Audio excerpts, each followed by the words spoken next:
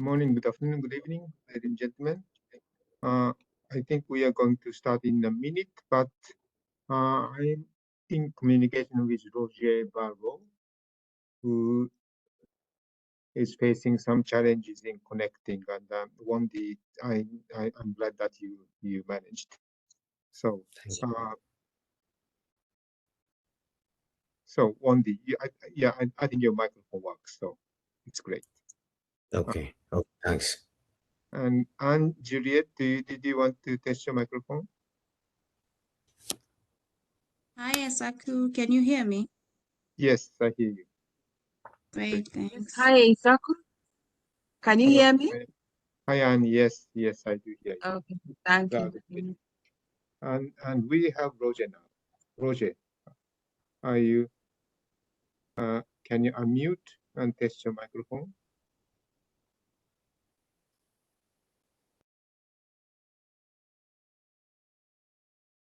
Roger, do you?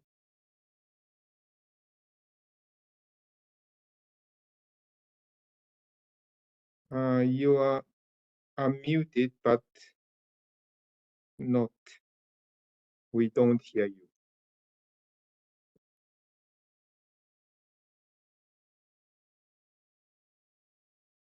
Perhaps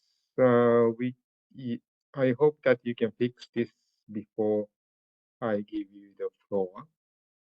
But since it is 2 o'clock in Geneva time, and we have all the panelists, I think we can start. So I'd like to ask Zabulon to switch to the presentation slides. And also, I think it is, yes, recording is in progress. So I just wanted to note that this meeting is being recorded and will be, the recording will be posted on the website. And you are seeing the housekeeping notes, and please put any questions in the chat box and send it to our panelists. I think this could be done. And then there may be time for oral questions, but it would be great if you can put your questions in the chat box. So now I think we can start. Good morning, good afternoon, good evening, ladies and gentlemen. Warm welcome to this Minamata online session in preparation for the fifth meeting of the Conference of Parties. And today's topic is about the proposal to amend Annex A to the convention. So you are seeing the flyer for this event, and can you next slide, please?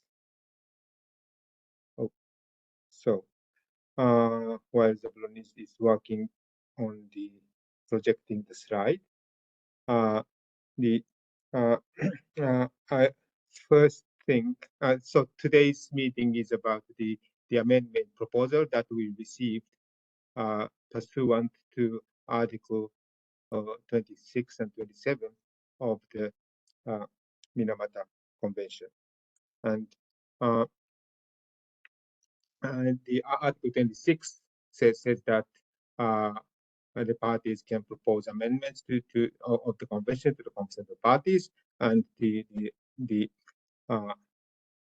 proposed amendment needs to be communicated to the parties and signatories and the depository more than 6 months before the date of the conference of parties. And Article 27 is about the amendment of the annexes, which says that the procedures of the Article 26 applies. Zabulon, can you go to the next slide? Yes. Yes. And we received 3 proposals for amendment to Annex A, which is about the multilateral products from Botswana and Burkina Faso on behalf of the Africa region. And These three sets of proposal amendment are cosmetics, dental amalgam, and fluorescent lighting. And as per the provisions of Article 26 and 27, the proposals were communicated to all parties on 27th of April 2023 this year. Next slide, please. So the agenda of the fifth meeting of the concerned parties, which is to be held in Geneva from the 30th of October to the 3rd of November, includes the agenda item on mercury products and mercury using processes. And the date, the concerned parties starts on the 30th of October, and the proposals were sent 6 months in advance. Under this agenda item on mercury products and processes, there are a number of issues to be discussed. One is the phase-out dates for mercury products, which COP4 decided in its decision, MC 4/3, that COP5 will consider. And these are batteries, switches, and fluorescent lights. And also there are matters on Annex P, mercury using processes.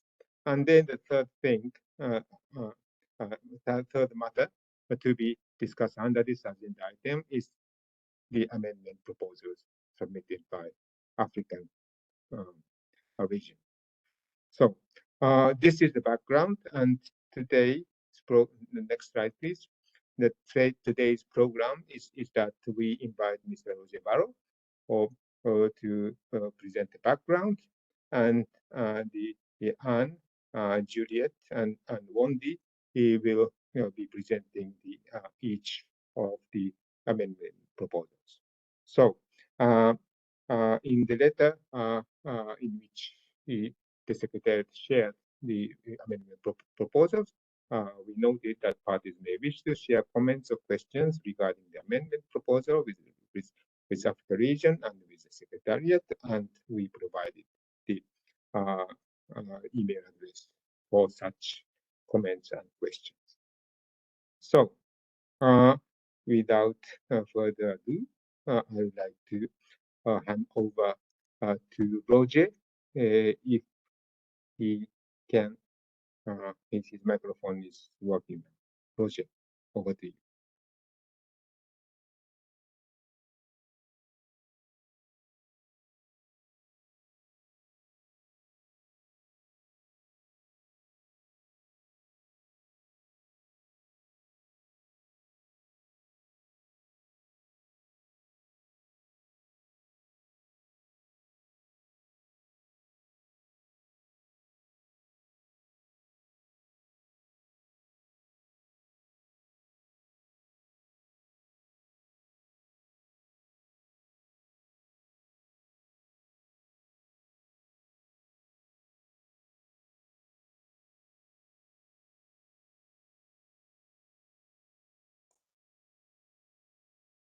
Roger?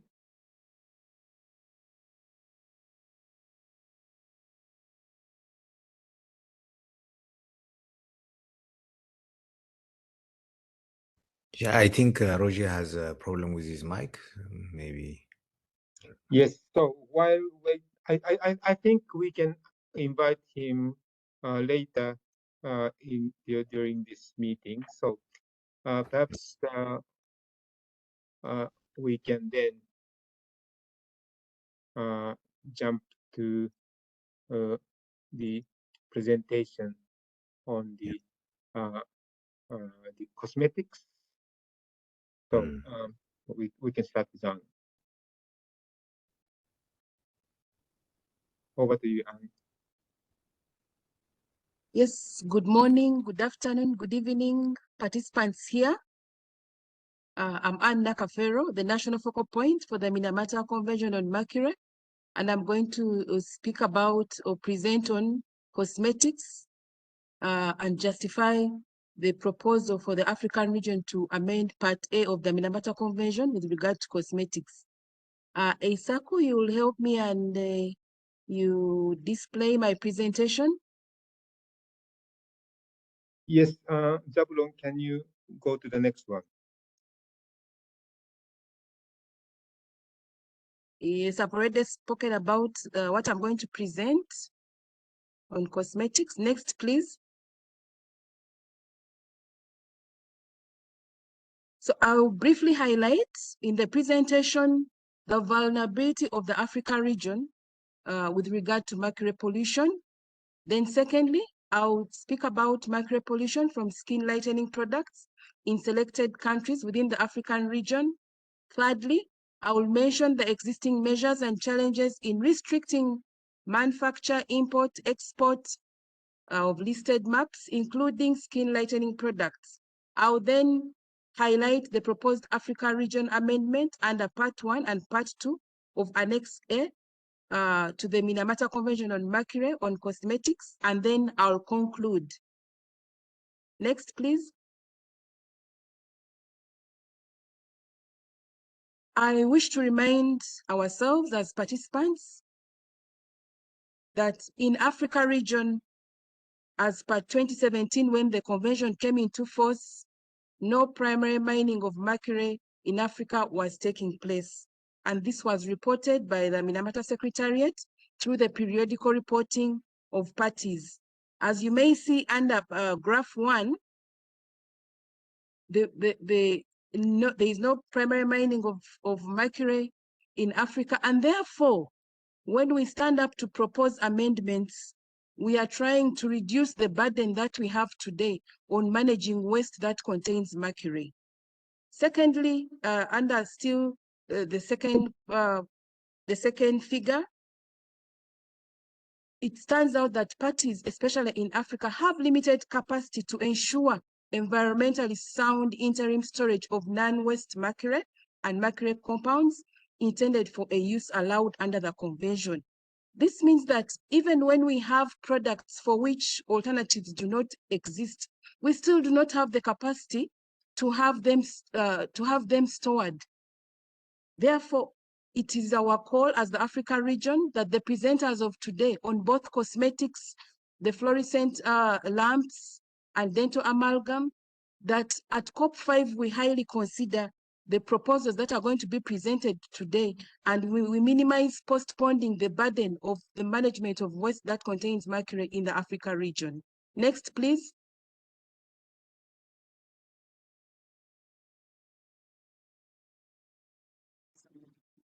The next slide shows you the extent of mercury pollution from the skin lightening products in selected African countries or the region.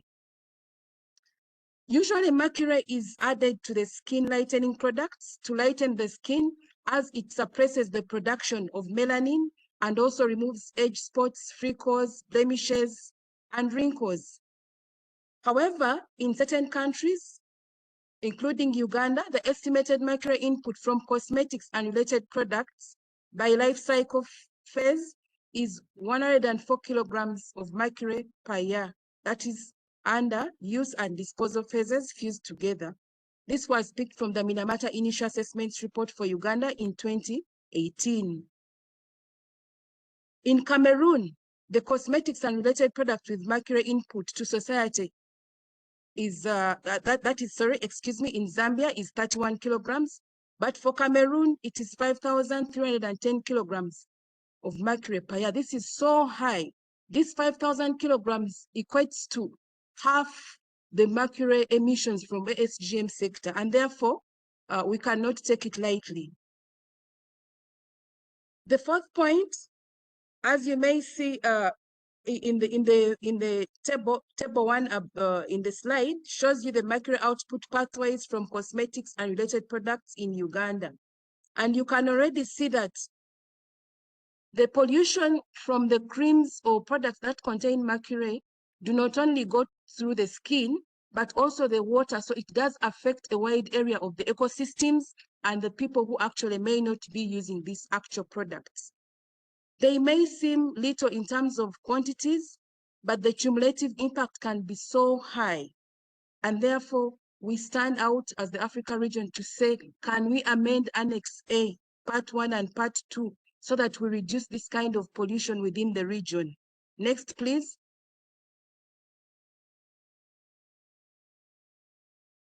Still under the existing measures and challenges in restricting manufacture imports, I think just slightly go back a bit, we might have skipped a slide.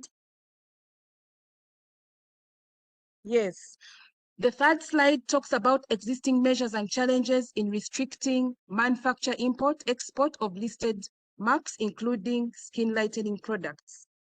Quite a number of African countries have taken measures to ban the use of skin lightening products that contain mercury, even without specifying the quantity. Of course, for now, the Minamata Convention only bans cosmetics that have over 1 parts per million of mercury. However, as you may see in the slides, most of these countries within the region have put a ban on skin lightening products. Whether they contain mercury or not, they do have put the ban. And when you look at the periods within which these bans were put in place, most of them are far before the Minamata Convention came into force. But today we still see them on the market. They are still under use. And when you look at figure 3, which says that parties that, which indicates parties that have not taken appropriate measures not to allow manufacture, import, and export of maps under Part 1, Annex A, you realize that Africa, among all the regions, is the one that has taken the least measures to not to allow the manufacture of these products. So Africa is really vulnerable in terms of using cosmetics that contain mercury. And like I indicated, most of these come outside the region. They come outside the region. So for us, it is important to put measures that restrict importation of these products such that we are able to live in a healthy environment. So when you look at the graph, very few countries have put in place measures. Quite a number have not put in place measures compared to the other regions. Next slide, please. Next, please. Still under challenges of restricting manufacture, import, and export of listed marks, including skin lightening products. One of the biggest challenges is the online sale or sales on online platforms. Many African countries, even those with the bans that I've highlighted, you still find these products on their markets. And mainly the sources are online platforms. I made an extract of this table, but further details are still found on the Zero Mercury Working Group report. That is between 2020 and 2021. But I made an extract to show you the level of concentration in most of these products that are sold online. You look at a level of, for instance, 24,714, far beyond the 1 part per million. 20,000, so high. 19,000, 30,000, these are extremely high. And we had an opportunity of interfacing with my regional, with our national organization in charge of standards, together with the Zero Mercury Working Group, especially being represented by the EEB. They say that for now, they are not in control of the online sales of these products. And what does this imply to the African countries? That the tightening needs to take place at the global level. And at the global level, it is the instrument which is the Minamata Convention on Mercury that we need to tighten such that all the manufacturers beyond the Africa region carrying out online sales are able to be brought to book at a national level once they are not complying. By highlighting the countries, for instance, Pakistan, it doesn't mean that it's the only country. The table was quite extensive. I only picked out a few purposes of maintaining the time for this presentation, but you can find the details in the report. Next, please. So in addition to the online sales, we have limited enforcement. Even if we came up with national regulations to restrict the online sales, still enforcement is limited. In addition, there is the lengthy and expensive testing procedures. When an importer is bringing in a consignment and it is probably suspected to have a hazardous chemical, including mercury, it will not take less than 3 weeks when this product is being tested. And once it is tested and the product is free of any hazardous chemical, the importer will already have lost a lot of time in waiting for such tests. The other challenge is that I've already mentioned it, there is limited restriction of global sales of skin lightening products to reinforce and complement existing national measures. Of course, we are cognizant of the porous borders, but those ones we may not have so much control. The control lies in us reinforcing the Minamata Convention on Mercury to ensure that skin lightening products are really regulated. And of course, as you will see in the slides to come, we are proposing use of simple tools. Once the 1 part per million is removed, we can use simple tools such that any technical officer can enforce the ban on skin lightening products that contain mercury. Next, please. So this slide before you proposes the African regional amendments under Part 1 and Part 2 of Annex A to the Minamata Convention on Mercury. And under Part 1, the African region proposes that the 1 part per million of mercury threshold for banning cosmetics is eliminated. What is the rationale behind this? Parties with limited capacity could not utilize handheld devices, for instance, the X-ray fluorescence spectrometry, to efficiently conduct market surveys through inexpensive screening for mercury-added SLPs. Even the customs officer with such a gadget, they can be able to test a suspected consignment and minimize the other 3 weeks, which I talked about, the 21 days, where an importer has to wait and then ends up having delays over their consignment. Still, the other rationale is that many countries, even in Africa, including the EU, have no threshold limits on these regulations. So it means we need to tighten the loops within the Minamata Convention on Mercury regarding cosmetics. The other amendment is under Part A, Part 2, which proposes that the mercury-added skin lightening products are still widely available in the local markets, especially via the internet sales, it has been evidenced in the presentation. So additional steps are needed to be taken to curtail sales and offering of sales, as well as to reinforce and complement existing measures, which may include the following. Next, please. Setting national objectives to phase out sales and offering of sales, including but not limited to carrying out 2 or more of the following. Part A, developing and implementing strategies to discourage marketing, advertising, and display.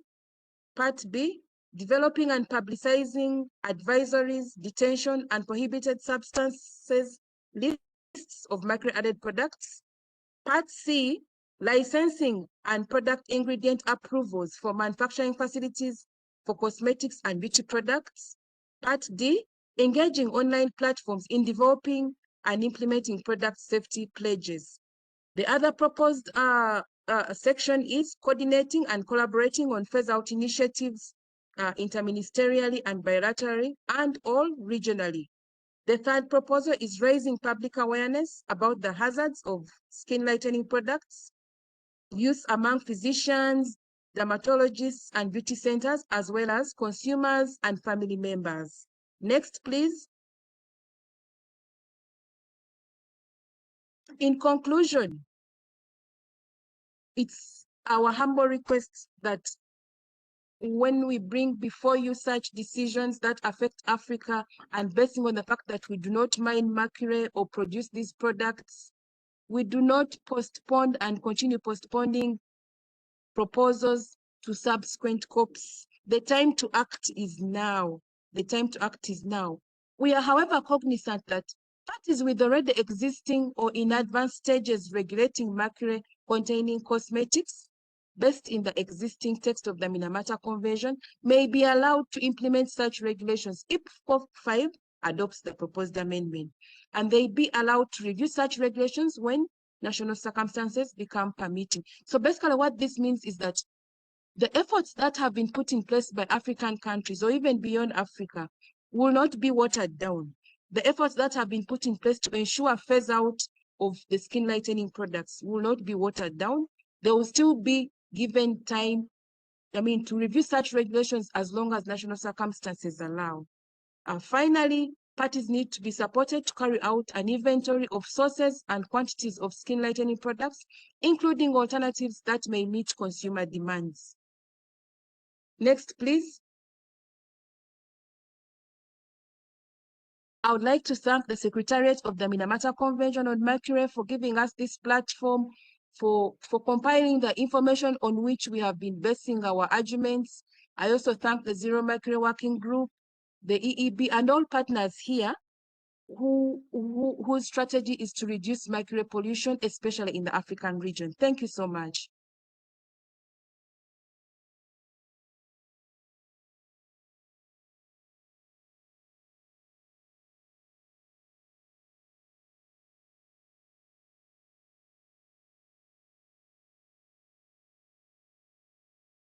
You are mute, Isaac. Sorry about this. So thank you, Anne. And as I chatted in the chat box, if you have any question, please put it in the chat box and send it to our panelists. Since I know that we are a bit behind schedule, so we are jumping to the next speaker, Juliet, about dental amalgam. So Juliet, over to you. Thank you very much, Asaku, and good morning and good afternoon, good evening, colleagues all over the world. I am presenting on behalf of the Africa region the proposal to amend Part 1 and Part 2 of Annex A regarding to dental amalgam. Next slide, please. You will recall that Article 4 of Paragraph 3 states that each party shall take measures for mercury-added products listed in Part 2 of Annex A in accordance with the provisions set out. Next slide.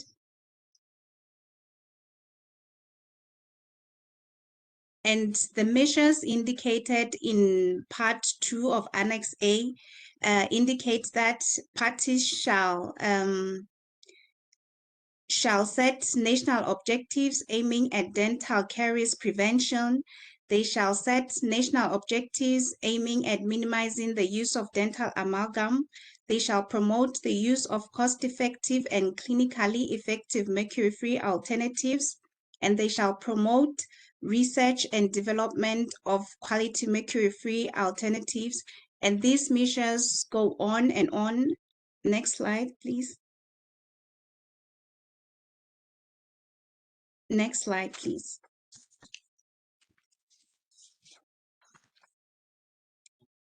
And as such, as the African region, we come to you parties to amend Annex A Part 1 by including a dental amalgam with a 2030 deadline.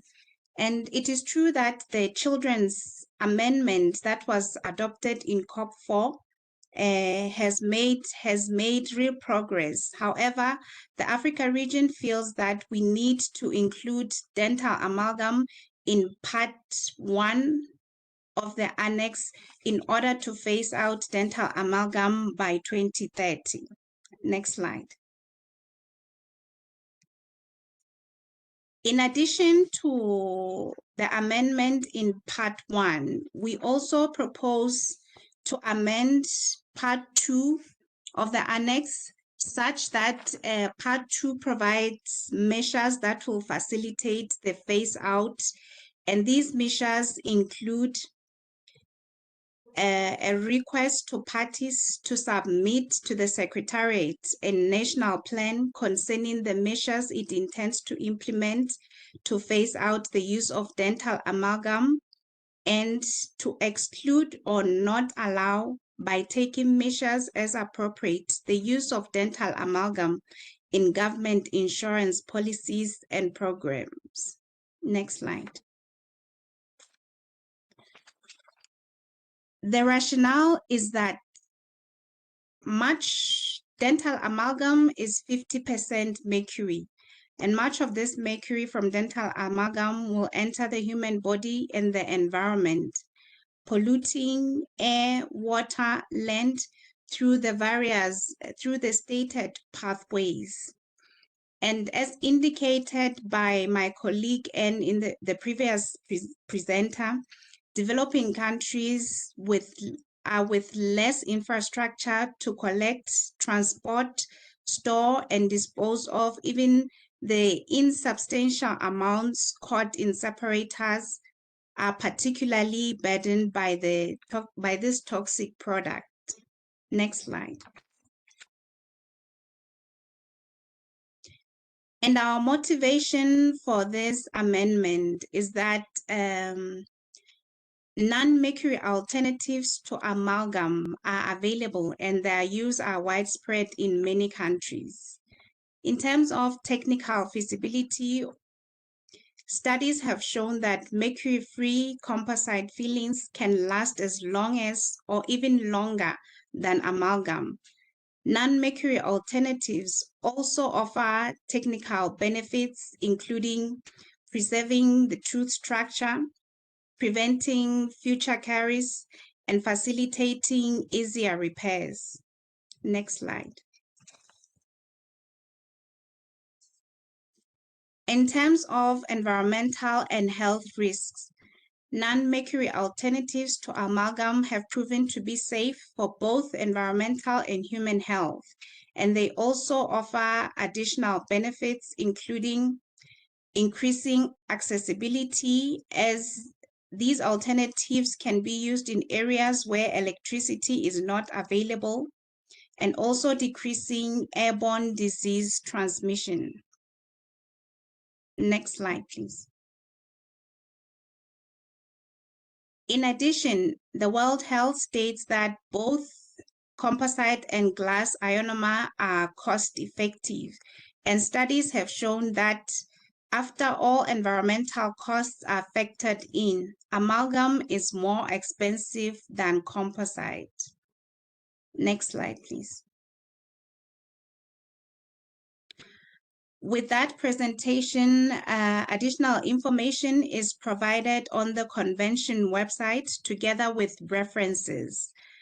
And as such, we urge all parties to support the proposed amendment to phase out amalgam and embrace a mercury-free dentistry. Thank you very much, colleagues. Thank you, Juliet, for your cooperation in making this, speeding up the proceeding. I think you made it very clearly. But since we wish to have as much time as possible for question and answers, I'd like to jump to the last presentation from on lamps by Wendy. So, Wendy, over to you. Thank you very much. Good morning, good afternoon, good evening, everyone. My name is Wendy Wendosen, and I'm from Ethiopia. I am speaking on behalf of the Africa region on the third of the amendment proposals we have submitted to the upcoming COP this year. It relates to mercury added lighting or fluorescent lamps. Next slide, please. The thrust of this amendment proposal hinges highly on the objectives of the Minamata Convention. You recall our aim is to protect human health and the environment from anthropogenic emissions of mercury releases from any compounds. And we have developed this amendment proposal to phase out, to continue the scope, extend the scope of coverage of the Minamata Convention, because progressively the Minamata Convention has addressed fluorescent lighting lamp right from the start. From the convention text itself, it has phased out certain types of lamps. But then last year was a critical milestone at Bali. We have introduced, together with our partners parties, also other phase out schedules for certain types of lamps. This is the third, and with this one, we aim to conclude, to continue with the unjustifiable exemption of continuing to use fluorescent lamps, because the evidence is clear. There are way cost-efficient lighting alternatives that are lower emitters and with zero content of mercury in them, and they do have also co-benefits in energy saving and also climate amelioration. So continuing to use fluorescent lamps is no longer justified, and it's no longer rational to continue with the provisions that we have in the annex. So it's with this purpose that we have introduced this proposal. Can you go to the next? Really, why we are proposing this time around is because of the need to continue the momentum of what we have achieved at COP4 last year. The remaining categories of mercury containing fluorescent lamps can be handled at COP5, and such a decision will really fulfill the renewed goal of expanding and strengthening our efforts against toxic mercury pollution that comes from lighting appliances. As I've said, there are cost-effective mercury-free alternatives readily available through LED retrofits. These are enabling countries to avoid unnecessary risk of exposure to toxic mercury, not only at home and clinics and schools, but also at the manufacturing places where workers are exposed when breakage happens and mercury is released. That also relates to the burden of dumping and waste management, which my previous speakers have highlighted on, particularly in Africa. This is a question of equity, a question of fairness and legality, because more and more countries elsewhere are closing the doors for continued mercury usage from lighting. But it's not that that countries are not banning manufacture. Then that would create a huge loophole where Africa and developing countries will remain the market for such continued productions. That would put us in a very vulnerable stage. We don't have the infrastructure, the legal infrastructure, the technological infrastructure to manage waste. Fluorescent recycling is not effective anywhere in the developing world, and also it's very expensive if it does exist, and it's a dangerous process. So we cannot rely on any measure other than turning off the tap and tackling it at the source itself. So there are, as I said, co-benefits to such a measure if agreed, because of the huge greenhouse gas emission saving that we would introduce through the use of LED lighting. And we have some data. If we delay, for instance, adoption of such measures by a year, rather than putting 2026, if we put 2027 as a phase-out date, the mercury savings would be reduced by 18 metric tons, and also the world will be burdened with additional 109 billion USD in electricity bills, because that is what we are intending to save by using LEDs, and 300 million metric tons of carbon dioxide will be emitted into the air if we continue to use this energy inefficient mercury based fluorescent lamps. To the next slide, please.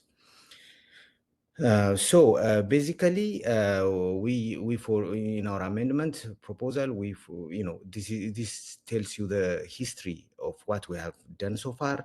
By the convention text itself, by the Annex A itself, we have already phased out CFL lights in the first column, in the first row, with higher mercury content than 5 milligram. That is done already, phased out in 2020, and also CFL lights with integrated ballast, but with lesser mercury content per lamp. We have introduced the phase out date of 2025. That's agreed by all of us. What remains are the two at the bottom, that is CFL with non-integrated ballast with lesser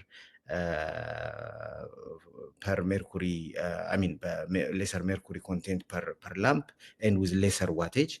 That is our proposal, and also the other CFLs with higher wattage. That's not covered so far. So this is what we have on the compact fluorescent lamps.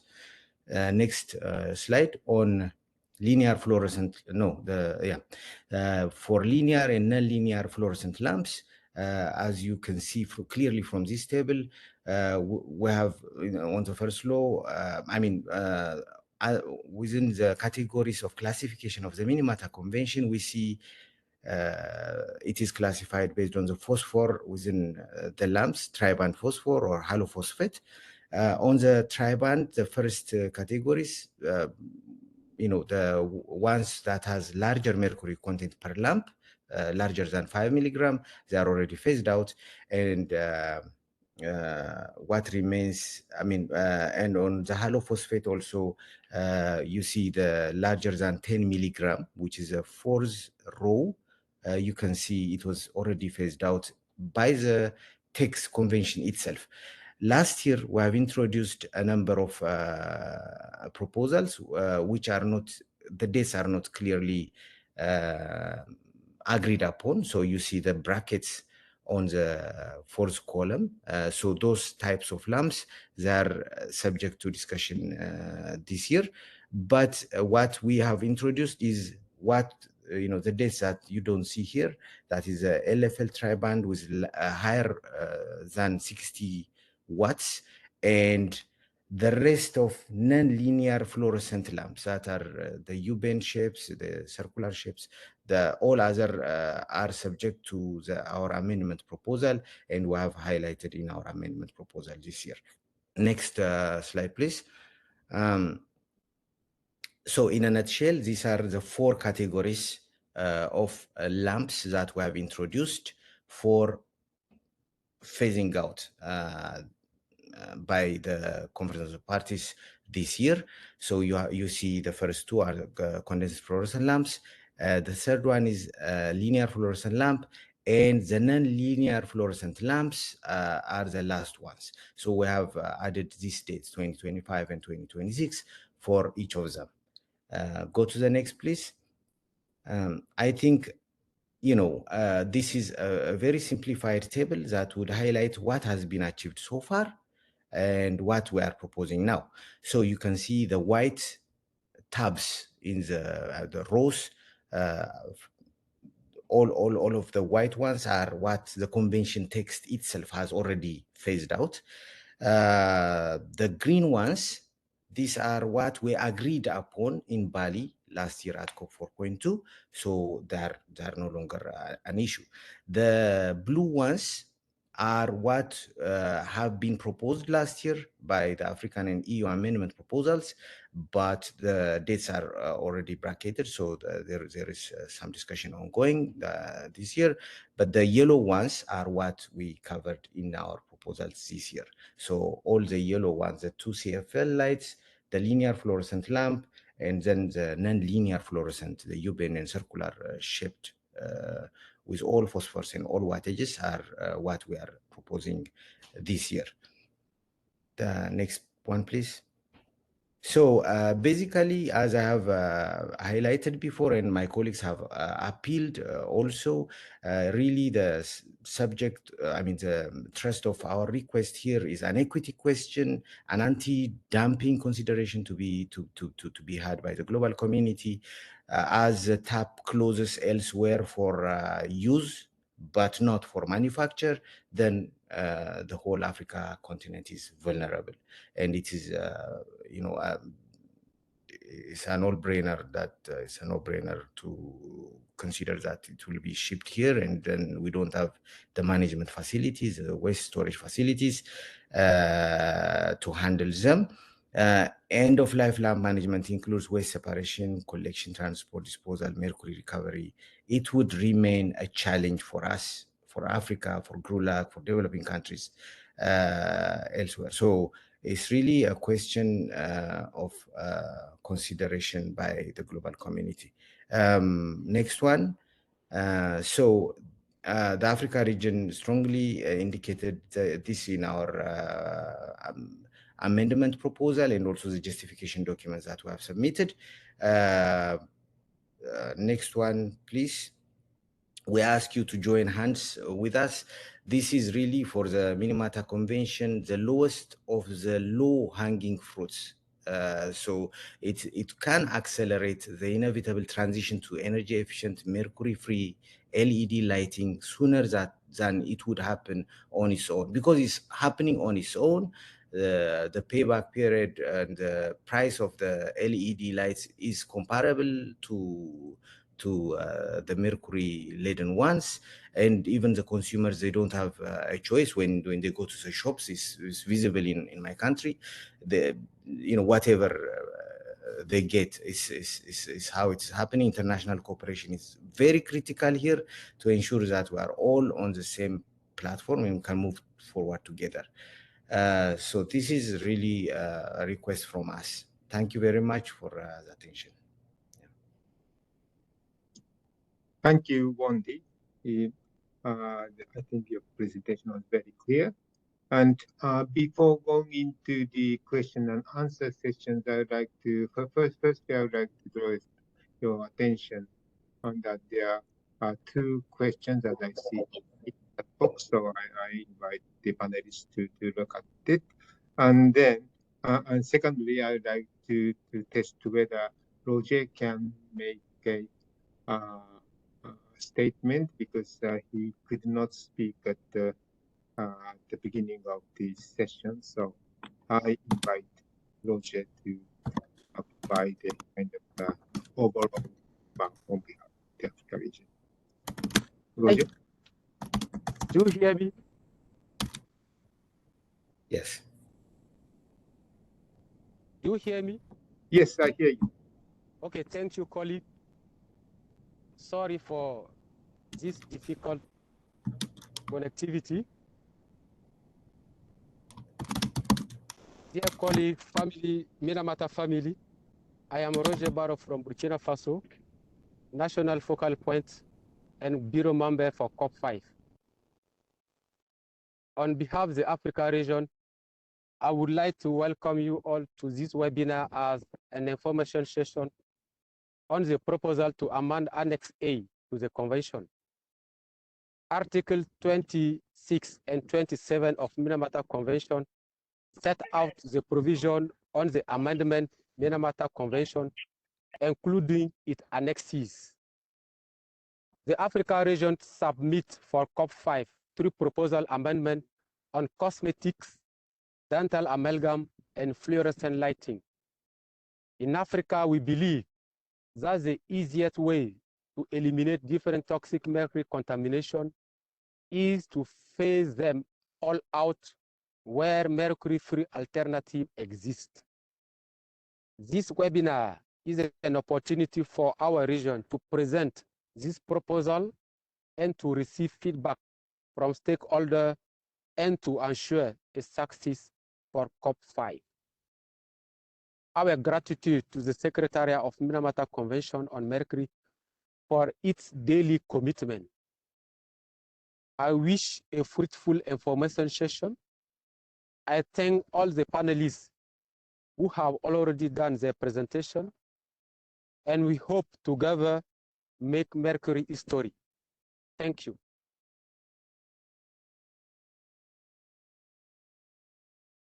Thank you, Roger. Please note that this was supposed to be the opening remark, but it is very good for Roger to summarize the presentations. So then I would like to move to the question and answer session. And I note that there's one question, two questions, one of which is being discussed in the chat box about the methodologies. So I turn to the first question from FDI World Dental Federation, Mr. Shage. The submission from Botswana and Burkina Faso states it is on behalf of the Africa region. Does this mean it is supported by all 39 parties that's listed in the convention website? So can, from the Secretariat point of view, we shared the submissions as they were submitted, and it was submitted by Botswana and Burkina Faso as parties on behalf of the African region. So I think I will turn to a colleague from Africa whether they can respond to this question. Okay, thank you, Isaku. Yes, go ahead, please. The three proposals are regional position and not a position of the country leading this. The three proposal is on behalf of all the continent. Thank you. Thank you very much. I think this is clear. And then the second question from Bationo about the methodology for quantifying mercury levels, and it has already been responded and further technical information about the measurement done by Zero Mercury Working Group is that the link is provided. So I think this has been responded in a very extensive manner. But if there's any further question, you can just raise your hand, and I think we can give the floor to you. So if you still have any question, please raise your hand. And then from Mariko, I would like to ask Mr. Won was saying, could you let me know the feasibility of LFLs less than 40 or more than 40 phased out by 2025 or 2026? Especially Japan is insisting it takes about 5 to 10 years to be replaced with LED. Please let me know your thoughts on this point. Wondi, do you have any response?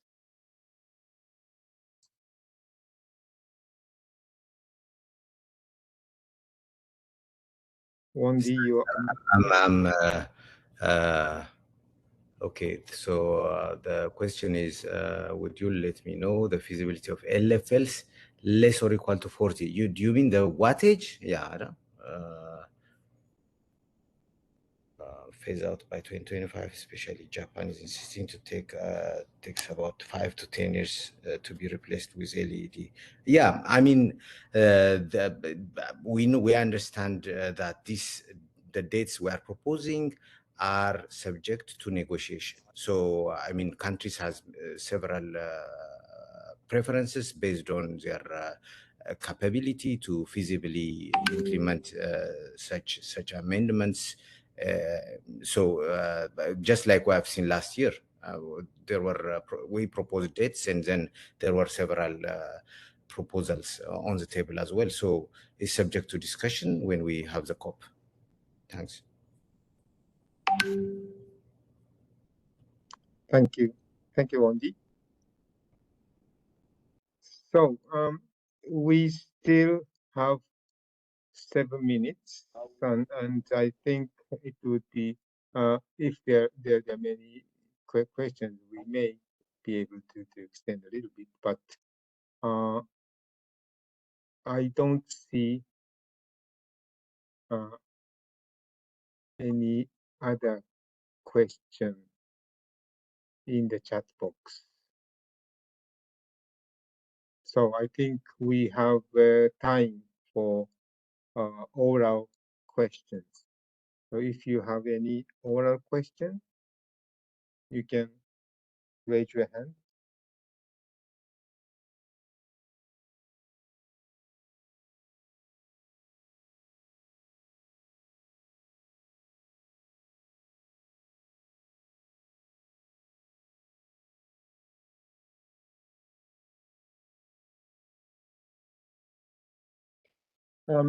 And I received a message from Roger that we forgot to play the video that was that had been requested from the proponents. So while waiting for other questions, Zablon, can you play the video?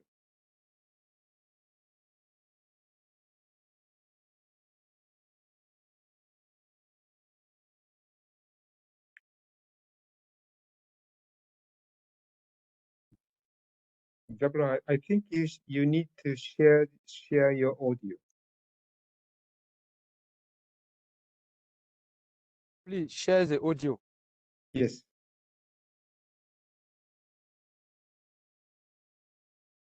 Zablon, I think it is on your setting, and in the setting you have to allow sharing your computer audio. So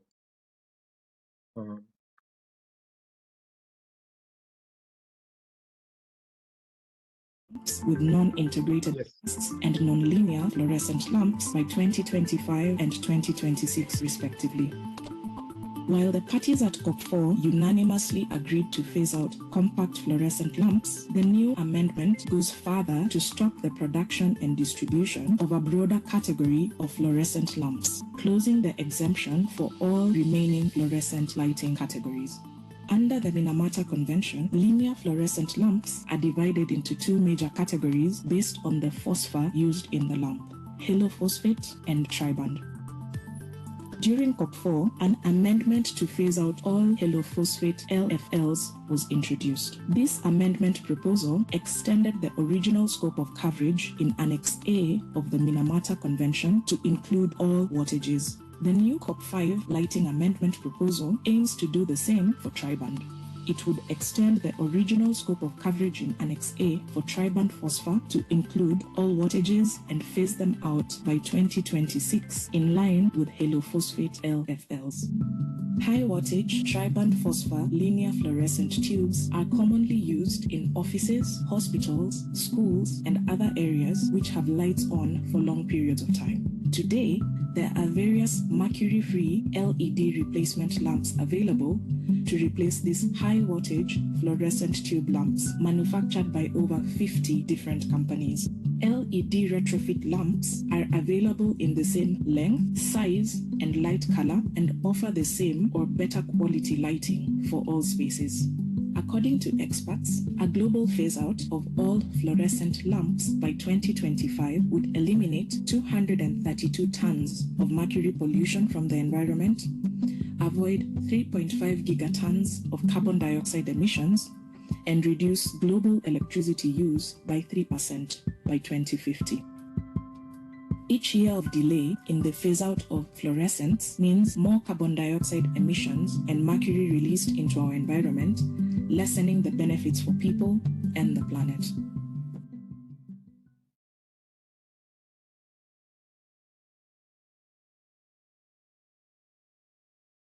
Thank you. Thank you very much. So, and I posted the link to the video.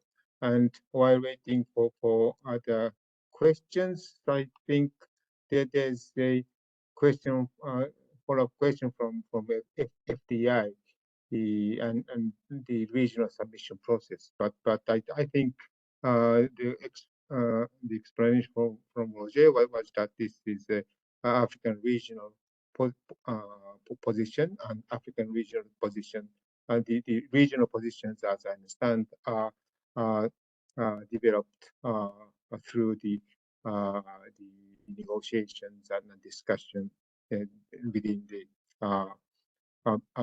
between parties of the region.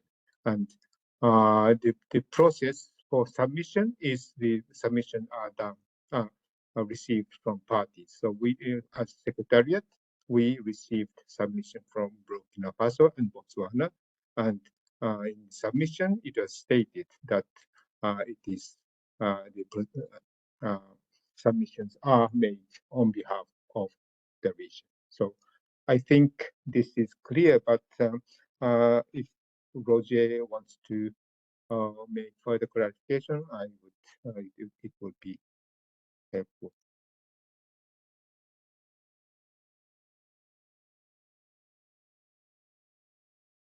And if not, I think from Mariko, I think the question to Wondi about the information note, and I think this Wondi refers to the note that was um, uh, uh,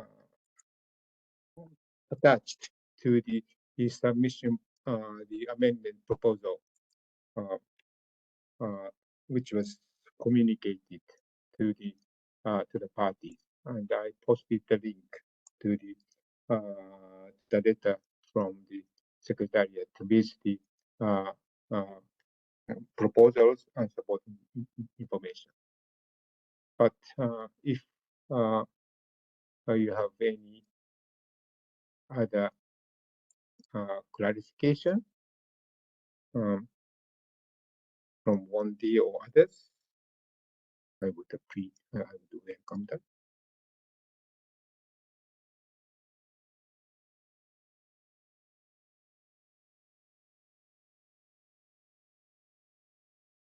And I think we have addressed all the questions. And I see no hand raised. Yes, Wondi. Yeah, just to add on the question on Japan and LFLs, we are seeing that there is an increasing tendency to on the decline of sales of LFL worldwide. I have a link somewhere, and I'm just trying to attach it here. There is a widespread, adoption of energy efficient lamps. So I think that may partly respond to that question. So I'm just attaching a link here for further. Yeah, just to say that. Thanks. Already attached it, right? No. Yeah. Thank you, Wondi. So it is now 3 o'clock in Geneva time, and as I see, Okay.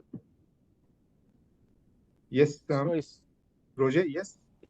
yes, it's okay. We thank all the participants for the question, for the interest, and we are open to receive any amendment, any question, because we have time to work and to exchange before COP5. So our region is available to have exchange with any party. We thank the Secretariat for the commitment, and we need to work together to make Mercury history. Thank you, everybody.